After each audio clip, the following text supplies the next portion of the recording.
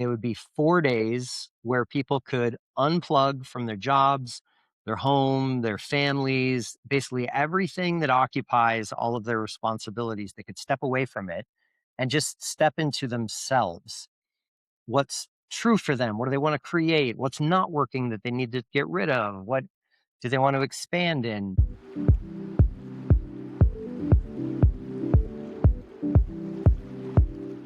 Hey, everybody, welcome to my show. My name is Tiffany, and this is Unveiling Journeys. I have an amazing set of guests for you today, which is like a super treat because I usually have one person and I have two people with us. But before we get started, let me tell you just a tiny bit about me. And that is, I love people. I love hanging out with people.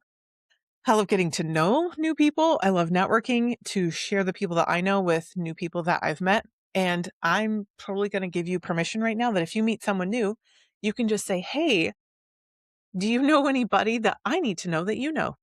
You can just ask for referrals like that. That's how small and medium business owners kind of world revolves and operates. I think that's like the premise of Yelp too. Like we're asking everybody else, what do you think of this restaurant, right? We're asking for other people to meet other people and bring other people in. So with that, some of the neatest people I've ever met in my life, I can no longer contain. And that's why the show was born, to tell the world about them.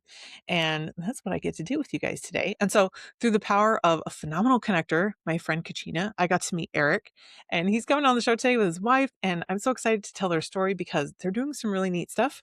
So without further notice, I'm going to put you guys on camera. Welcome. Thank you for coming. Tell everybody a little bit about you and what you're up to right now. Okay, well, I think our biggest project, I'm Pippa, by the way. Our biggest project right now is we are writing a book together, and it is for engaged couples.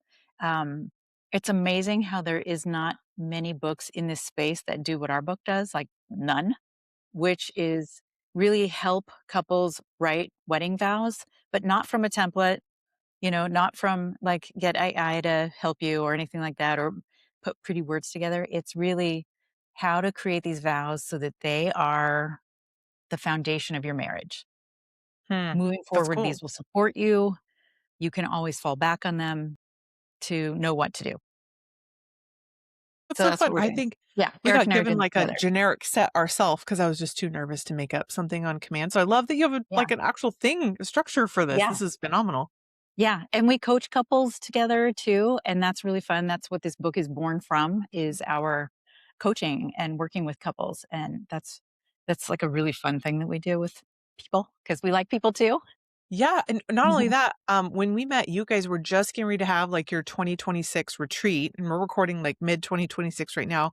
For those of you guys that are watching this at another time, and these events that you put on are super just like in depth and phenomenal. And I love that they're here in California, so I could come to one maybe someday. Um, Tell me a little bit about like the events you guys put on too, because that's like huge in your world. Hmm. We do this retreat called Abundant Living once a year. And this was born, the story of how it was born and how it came today is actually a good story. And it's where we met. So Mhm. you can get a couple of stories here once. In 2010, I had been running a personal development company for 15, 16 years. And a mentor of mine, I had just gone on one of those kind of winning streaks, Tiffany, where like business was working, sporty stuff was working, money was working, like everything was just kind of working. And of course, in the entrepreneurial journey, it's not always that way. There's ups and downs. And I had definitely, had my share of entrepreneurial concussions. But this was one of those moments where things were really, really working well. And a mentor of mine pressed me and said, "Hey, Eric, if you could create anything just to offer to the world, what would you do?" And I hadn't really thought of it. And it just came to me in a moment. And I said, I'd create a retreat called Abundant Living. And it would be 4 days where people could unplug from their jobs, their home, their families, basically everything that occupies all of their responsibilities. They could step away from it and just step into themselves. What's true for them? What do they want to create? What's not working that they need to get rid of? What do they want to expand in? So that happened for the first time in 2011 and did it for a bunch of years. took 10 years off to build another company. And the 10 years that it was off, people would call every year and they would be like, "Hey, are we going to do the Oh, retreat again?" I'm yeah. like, "No, we're not doing the retreat." And then they'd call again and again and again. And finally, 8 of them kind of ambushed us Hmm. and said, "We're doing the retreat this year with or without you. If we do it, will you come?" So we said, "Yeah, we'll come." So that started a couple years ago. And then now people fly in. This last retreat, we had people from 3 countries and 30 states. And yeah, it's entrepreneurs and artists, writers, athletes, healers, just really cool, eclectic people. That's so Yeah. neat. I love Yeah. that they, strong armed you into going back into something that's probably changing their lives. That they're like, please, let's bring more people. I want to arm in arm with a friend and come to the event again. I Yeah. want my family to know this. A Yeah. It's lot of what we people hear. a lot of people bring their spouses, they bring their kids, they bring their moms. People have brought all sorts of cool people. And actually the work that we do with couples on vows is structurally really overlaps the work and the curriculum of the retreat. It's just we lasered in only on the engaged couples and how to create that base of their marriage. Yeah. Hmm. That's such Yeah. an interesting niche. I feel like some people have super long engagements or, in certain states, like super short. It's like, let's get married. All right, let's go. Uh, so it's like something whenever you put the vows together, I think to myself, well, that's that audience never is the same audience, right? Like they're writing their vows and then you have to completely have a new set of people every next time that they're engaged. I guess unless you have like turnover, right? Like the divorce rate's pretty high in the United States, but we don't want to go there. Not when they Uh, work with us, Tiffany. yeah, That's exactly, right. right? You're like, not with our Yeah. statistics. Oh my goodness. This This is is so fun. I preventative. love that you're making such an impact and that people have really just shouted to the rooftops to say like so much of an impact. Please stop doing, not continue doing versus stopping doing what you're doing. I want to do this. I want to crack into your guys' story, which is our show, right? Unveiling Journeys. I want to start from the beginning. Like, let's start with whoever wants to go first. Like, where are you from? Like, what'd you go to school for? What'd you think you were going to be doing growing up? Like, crack into kind of before your guys' story merged into one, and we'll start Yeah. there. Yeah. We had a long time apart before we met, which, we look back It and sucked. where, No. where was this guy? I know. No, but we had other things to do clearly because, Eric had a very full life. I had a very full life. It's almost like past lives in our current lives. Mhm. And, um, so my story, um, I grew up mostly in the Seattle area. I was born down south in Baton Rouge. I lived in the Virgin Islands for like 6 years when I was a little kid. Whoa. So I've got that turquoise water palm tree in my veins. I Yeah. just love the tropics so much. And but then, Seattle's quite different. Um, I had in and outs where I had to make friends with it again because, especially in February, it was pretty gloomy and dark and all that. But generally, I really loved living there. Now we're in Bend, Oregon. Side note, I said I would never, ever live in Oregon. Here you are. Voila, this is what got me here. So Yeah. I said I would never move back to my hometown. It just happens to us, it does. It does. That's always something happens that you say is never going to happen. So I got married pretty young. I was 21 and then had 4 babies right away. Like my oldest was still 4 when my youngest was born. There were no twins. So it was a lot of pregnancies and all that stuff early on. So I was a young mom, raised these 4 kids with my then husband. We were married for 24 years and it was a long time. Like that's like a complete life almost. It felt like. Yeah. And then one day he had a headache and 6 weeks later he passed. He had a Oh brain my tumor gosh. that went undetected. And then like the same day that he had the headache begin, he was never the same again. Like he could never find the right words or walk straight or all these things. So it was a really abrupt decline in his health. And then his passing was just something that, 6 weeks was not a lot Yeah. of time. Certainly, it's not No. like a car accident or heart attack. So we did have a little bit of time, but it was just so unreal that whole time. And Yeah. so then here is my family. We're turned upside down. Um, we had met actually before that because I went on one of those retreats. I went on actually two of them, and I loved the retreat so much. And I got so much out of it. It actually, I took things home with me that helped me be a better parent, a better spouse, just a better human in general.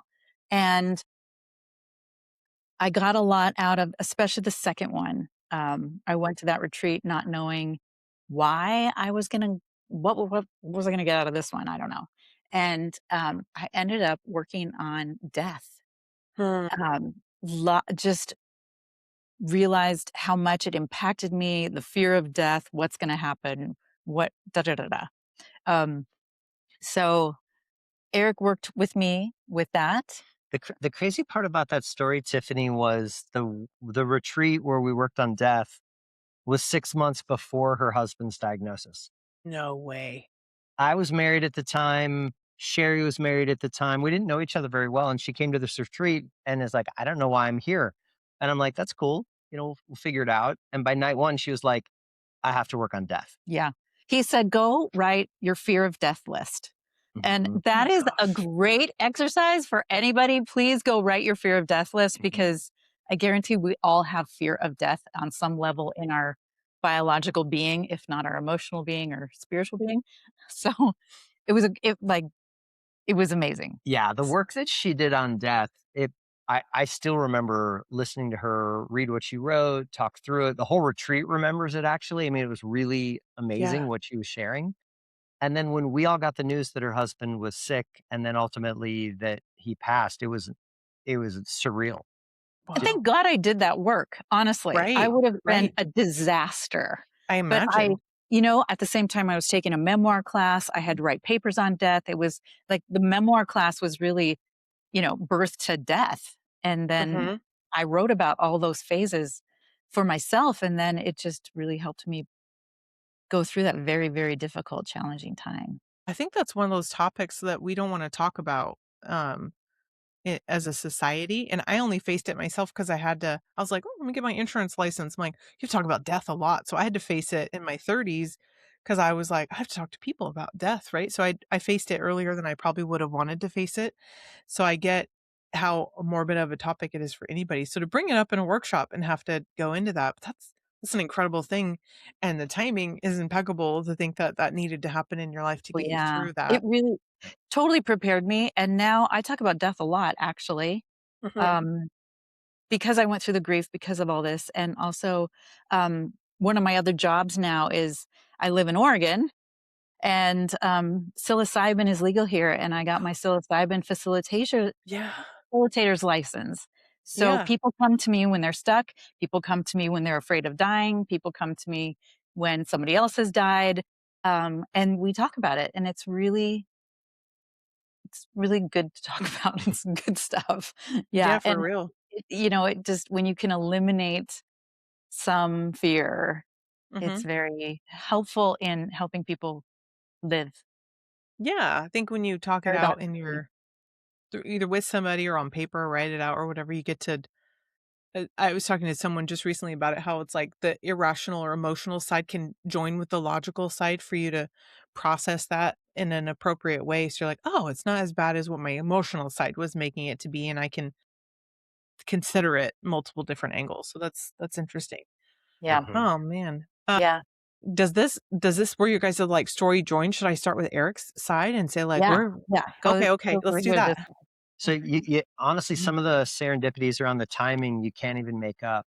At the same time that Cheri is saying goodbye to her husband and in that grieving process, I was getting divorced. And we I had not wanted to be divorced. I That was like my biggest fear. Hers was death, mine was divorce. And I had two small Be careful children. what you fear. Yeah, be careful what you fear, I the fear a lot of universal thing. money. No. Yes, yeah, I fear a lot of money too. That's hilarious. I fear a happy marriage. So we became pen Mhm. pals. And, I wrote her a letter and said, "Hey, I'm so sorry about your husband. We'd been praying for him, and I hope your family is okay." And we just started writing, and it was a very safe space because we were both going through something that was really, really difficult. I was really committed that I was going to be a monk because the marriage thing wasn't really working for me. For as much as I didn't want to be married, I had been unhappily married to a really good person for 10 years. Hmm. And it was one of the things about it, Tiffany, that kind of blew my mind is like, I was like, how can I be this unhappy in my marriage when like my partner's a good person? She's smart and honest and, a good person. Like if you knew her, you would like her. Yeah. And I like her. I just was not at all meant to be married to her. And that confused me. So when Cheri and I got together, we did not want a relationship. I was going to be a monk. You were going to be happily single. Single forever. Like, no way. Yep. Been there, done that. That was the long haul. That love lightning struck. And we were like, oh my God. So we were going to Why? we're getting married now. Everybody else was out there going, where's my person? We're like, why? Yeah, I know. Like everybody in our world was looking for someone and we were like, no. And then it was there. So we were in a very vulnerable piece of life. We had businesses and children and we're newly not with our partners and our We families. lived in different We lived states. in different states. There's a lot Mhm. going on. And I mean, we know that half marriages end in divorce. We know that most marriages aren't happy. We know that there's, complications. So that's when we set out. We were like, okay, let's not screw this up. Let's really get this right. So we took a year and a half to ultimately build the foundation of our marriage, which is what we now teach other couples. Uh, Yeah. And the fundamental thing that we did differently is there's really two types of vows that are prevalent in the world today. And then we invented a third. And when I say invented, I mean, it's not that no one in the world has ever done this before, but it's not common.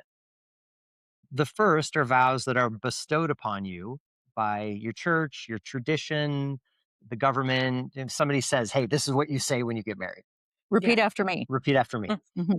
And, for, 100 generations, if not more, that's what basically everybody did coming out of churches, coming out of, traditional society. So 2 generations ago, that switched. And people, as they left the church, as they became more independent in their marriages, they started to write individual vows, personalized vows.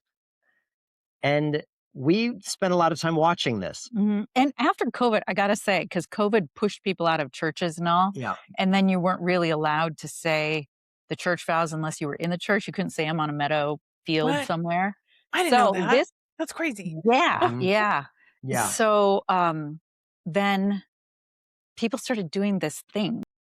Where it's really beautiful. It's great for a wedding day where he basically tells her why he loves her and why she's great. And she tells him why she wants to marry him, why she's When great. she knew he was the one. I'll kill Like, all the it's so spiders. sweet. Yeah. Like they went, so Yeah. the, the, They're not vows. that's so much to say about this They're one. not vows. They're really beautiful. They are declarations of love. Yeah. And the worst part, in my opinion, is that they think it's a really brilliant idea to just surprise each other when they're at the altar or under the arch or wherever they are in the field. So the first time that they ever actually talk about their vows that they're committing to, they haven't even had the conversation. It's a surprise. Yeah. Yeah, that Tiff- blows my mind. Do you know what the most common year that people get divorced is, Tiffany? I would say the anchor year, like year 3 or year 7. 3 is, Year I one. think it's 3. No, it's year 3 is one. No. Most common year of all years for people to get divorced. Fact that check that. I've What? looked. Yeah, we will fact. And then fact checked. year 2 and 3 are the most common years that couples are in marital counseling. Yeah. Wow. I mean, we're not So including Hollywood stats, right? No. no, no. So they don't really weigh the max number. So we looked at all that and we were like, okay, we're not going to do that. So what we did is we took this year and a half conversation about what do we value and how do we create trust amongst ourselves and how do we communicate, and we wrote what we call 3-dimensional vows. And these vows are fundamentally capturing the emotional, physical, and mental connection that our marriage has. Mhm. So that's what we do. Yeah, that's what we Yeah. do. Help people create their own. Yeah. So we did that. And then I started a kombucha company and Oh yeah, we didn't go. Like, tell me, where are you from, Eric? Like, where? mhm. Oh yeah, Like, start. go back to We, your beginning. yeah, You Oh, yeah, yeah. started at Yeah. us. So yeah. I, We I get grew to up in crack I into grew up that. in Wisconsin. My family were farmers and machinists. Nobody had really ever gone to college until my parents' generation. So I grew up very, very blue collar, went to the University of Wisconsin, became an entrepreneur, traveled the world, and then made it to Bend, Oregon. Did you That's, think you were gonna be an entrepreneur, or like, would you like? I dreamt I was gonna be an astronaut. Went to no, school for that. I was Like, like 17 or 18 by the time I started hearing this at 17 or 18 that I wasn't a good employee. And then by the time I was 22 or 23, people are like, you're like, you can't work here. So, you're on you know, already unemployable. yeah, I was unemployable at an early age and I had an incredible work ethic Yeah. and I was just very creative and I didn't really want to be told what to do. Oh So my gosh, I relate. every business that I've built has been something I did just for fun and passion for 5, 10, in the case of kombucha, 20 years before that. Yeah. So I was really into personal development as a teenager. I Hmm. was reading Dan Millman and Zig Ziglar and Brian Tracy and all Yes. of the texts that I could get my hands on. And by the time I was 25, people told me that I was kind of unemployable. I just started putting on workshops with a really good friend of mine and we ended up building a company that we ran for almost 20 years. Wow, that's Yeah. fun. Yeah. How did that converge into this now? Like transitioning from building your own company. I know you sold it off, but like the next steps in line with like completing your journey in that. Mhm. Yeah, so we had a couple of companies. Cheri sold her company from Seattle. I was running the kombucha company, and then this whole concept of these vows that we created, people started to notice. They were like, "How did you do that Phoenix from the Flames thing, you 2?" How did you go from being divorced and widowed and kind of like at rock bottom with 6 kids? How did you turn that into something that is like what you guys have now? And we just started telling people about it. And the next thing you know, there was a couple that was like, "Hey, we're getting married. We do what you did for you with us." And we did. And then we started thinking we should write a book about it. So we created the curriculum. That's been like an 8-year journey, Tiffany. Yeah, yeah. It's Oh, not like we had a 100%. business plan. It was just like Mm-mm. it just kind of happened. Mhm. Hmm. Yeah.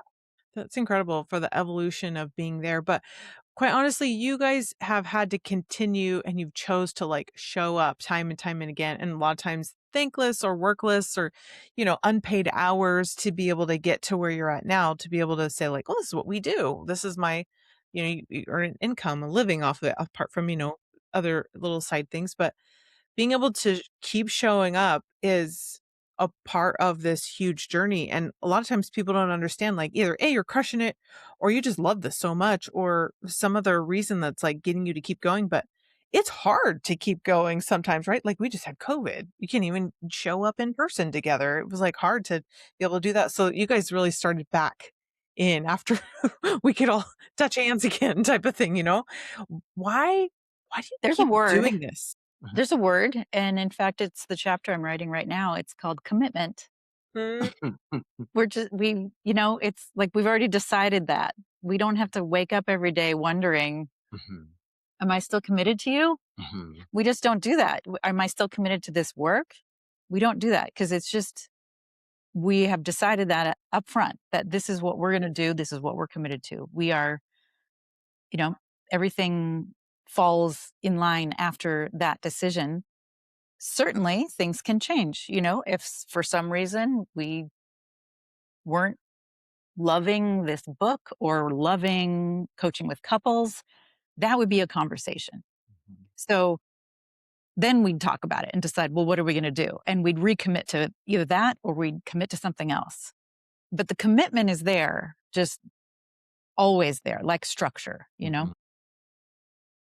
That's That's good. I how. appreciate that Yeah. because it's like I listen to a lot of like Alex and Layla, Hermosi, and they're like, just show up. You have to keep pressing forward past the time that you don't feel like doing it. And those are the people that actually succeed and do well with what they're doing because you're committed to it. So I appreciate your guys' commitment into this, but obviously you're able to make the commitment so much easier because you guys love it and you see the outcome and the transformation for people and change those statistics of how bad the divorce rate is. And I've Yeah, let me so tell many, you, it's not easy though. We love yeah. it, but there Oh my God. I know it's a lot of work. So I'm like, why do you keep showing up? It's so much Well, work. it is, but it is, yes, but yeah, thank God the we way do. that I look at it is that if whatever area of life you want to look at. So at Abundant Living, we talk about careers, whether you're building a business or employed. We talk about relationships, we talk about health, and we talk about money. And all of these things, let's just use health as an easy one. Most people in our country are not feeling great right now. They've got chronic diseases, they're overweight, they're sedentary, sitting is the new smoking. I mean, I just go down the line. Okay. It is super, super hard to go to the gym. It's hard to eat well. It's Mm-hmm. hard to maintain any sort of a practice, any sort of a ritual about nurturing and taking care of your body. That is hard. Being overweight is hard. Chronic illness is hard. Not when you get out of bed is hard. Joint and Pain. pain Yeah. failure is hard. Like it's all Mm-hmm. hard. This is the thing I do like. I don't know the Hermosis work very well. I need to follow them more, but from what I've seen before, they say it really well that it's going to be hard either way. Do you want to be hard and happy or do you want to be hard and miserable? Yeah. This project, I've worked with entrepreneurs for 30 years. I have yet, you hear the 99% of small businesses fail, entrepreneurs have a hard time. Okay, great. I know all about that. I have yet to meet somebody that said, I'm doing this business for 10 years. I'm going to figure it out. I'm not stopping and then have it not succeed. Hmm. It just doesn't Yeah. work that way. Like Right. in 9 years, Tiffany, you can call us up and say, hey, how is the project with vows going? And we're going to say it's going amazing, or we're still trying to get it off the ground. Like one of the Because two we've things. committed to the hard, right? We're Yeah. committed. We're That's committed. just Yeah. baseline. Yep. Yeah. Yep. And I think Mhm. that's what sets us apart as entrepreneurs because it is so hard. And that's why I tell people share your hard with other entrepreneurs, other small business owners, medium business owners, because we're the ones that chose to keep showing up because I think my fallback, if I ever had like my comfort zone's real estate, but a fallback is a job that someone's telling me what to do and I'm unemployable because I suck at it. Cause I'm like, God, your rules aren't great. Mine were better. Right. So I think the other people are like, well, my fallback is like unemployment. Whereas like, that's not even an option for a self-employed person. So I think when we choose our hard, we're like, well, there is no other, right? It's another separate business or another separate opportunity or another separate something not or even it's not even being employed by someone else as an yeah, I feel you on that. Like, there's Oh, no way you're gonna go. And I think that is a quote. It's like being unhealthy and is hard and being healthy is hard and choose your hard. That's like such a good one-liner for being able to like peg that because they're right. Like they're 100% right. Cause when I'm hurting, cause I don't like do core workout, my back hurts. Like, well, that's hard because now my back hurts and am I going to be on drugs? And like, oh no, but it's hard to do ab workouts every day, but man, I'm better when I do that. yes, Yeah. So, oh my gosh. totally. So I want to ask you guys, cause at this point, some people are thinking, wait, I want to know you. I want to find you. Like, what's your favorite way for people to come find you? We hide. You got to like Yeah. look really, come to No. Bend, start screaming up and down the streets. No. Our new website for our couples work is called thoseluckybastards.com. No way. Yeah, it is. Those lucky bastards. www.thoseluckybastards.com. Someone named us that, and then we name all the couples that we work with that because obviously it's not luck. Mhm. It's not luck. And Yeah. It's yeah, work. it's not luck at all. So it's a little tongue in cheek. That's Yeah. cool. And I But know the other you and thing I are about it connected, like is, even on LinkedIn. So if people are like, well, I can't spell, like, all right, Google it, find us on LinkedIn, find your social media, all the stuff that you guys are doing. So that way they can follow every new event that you're putting out, all the fun posts that you guys are posting, because I'm sure it's really uplifting and encouraging to keep with the version of hard you want, right? And I guess I want to know being able to come find you guys. And if you guys are like, well, I'm listening, what's in the show notes too? Come on, you guys know how to go do this on a podcast, right? But what what is next for you guys too? Like what's on the horizon for what you guys are working on that we can expect to hear from you? So my days are filled with talking to publishers right now. Cheri is penning the very last lines of the book. So the book will launch early next year, and we'll continue talking about couples and weddings and vows. And the funniest Mhm. thing that we've learned, a lot of people have asked, I've asked a lot of authors the question, what has surprised you about your writing your book? And I get a lot of different answers. Our book is just barely out, and already there's a surprise, is that dating kids, and I say kids because we have 6 grandkids and our kids are in their the older ones are in their 30s now. Mhm. So all of these young people are coming out that are not engaged, that are struggling with dating, that are saying, "Hey, how do we learn all of this stuff so that we can pick partners better, so Mhm. The that right we can person. Yeah. be happier in dating?" So I think we're going to be diving into a whole new, like, Yeah. get them upstream, get That's them. right. I mean, Yep. we thought starting when you're engaged was a really good idea Yeah. because then Right. getting the foundation before you actually say I do. Yeah. Great idea. But then it's like even the engaged couples, some of these couples we work with, they're like, wow, I wish we would have known this like years ago. Yeah. That would be Yeah. 100% helpful for my Yeah. children by the time you guys write this, that they're Yeah. going to be dating. Because by the time I had my first marriage, and I had a 4-year marriage that failed. And by the time I looked for somebody else, which was like under like, we're putting you on Match tonight over a glass of wine. I was like, no, no, no. I was going to be single forever. So it relates hard to your story. The only thing that I could do was hear someone that someone told me, like, I asked God for a list of all these things and I found that person. So that was the only like thing that I have as my non-negotiables. And it was pretty surface. It was like, he better be tall and play guitar and have blue eyes. I'm like, well, check, check, check. But I didn't be like, well, no red flags over here. So like to have that, be able to have maybe even a framework to build from, a foundational to go into that versus what I just heard my old chiropractor say out loud once. I was like, that's a genius idea. I should ask God for my next spouse. Get my list. But Like, you notice in your list, it's all about what the other person can do for you. hmm, This is typically, and I don't know your whole list, but yeah, typically when yeah, people write out their lists, it's like, this person is going to be a certain way to make me happy. hmm, And that then we kind of flip that. Mhm. It's like, how that's can I great. be the best person to attract the kind of person that will make us both happy?